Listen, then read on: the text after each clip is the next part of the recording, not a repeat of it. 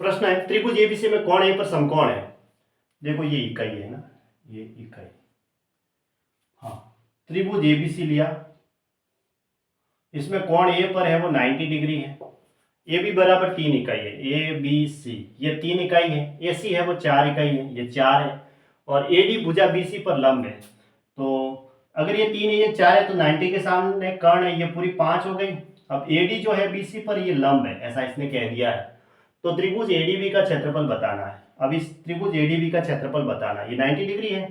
तो हम एडी की वैल्यू क्या है कैसे निकालते हैं, इन दोनों का गुणा करके इसका भाग, यानी कि 4 गुणा 3/5, यानी कितना आया 12/5। ये एडी की वैल्यू आ गई 12/5।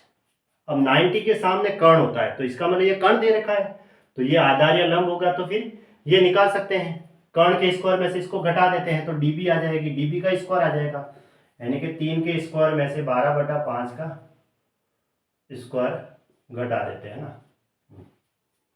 90 के सामने कर्ण, तो 3 का स्क्वायर तो 9 माइनस 12 का स्क्वायर 144, 5 का स्क्वायर 25।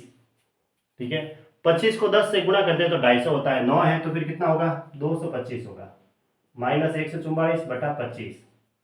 अब इसमें से ये माइनस किया, 5 में से 4 गया 1, 12 भाई 12 में से 4 गया 8। ठीक है, 81/25। ठीक है, ये क्या आया डीबी स्क्वायर आया, डीबी स्क्वायर की वैल्यू आई। ठीक है, डीबी स्क्वायर आया। अब हमें इस त्रिभुज एडीबी का क्षेत्रफल चाहिए था, एडीबी का क्षेत्रफल 1/2, आधार तो है 12/5 और ऊंचाई कितनी होगी फिर डीबी बराबर, इसका वर्गमूल लेंगे तो 81 का तो वर्गमूल 9 और 25 का वर्गमूल 5, तो कितना है 9/5। यहाँ रख देते हैं 9/5, 2 से इसको काट दो 6 बार, तो 6 9 54 और नीचे कितना आया 25 आया, तो 54/25 वर्ग इकाई। यही हुआ, ये इसका क्षेत्रफल हो गया, यानी ऑप्शन बी इसका राइट आंसर है।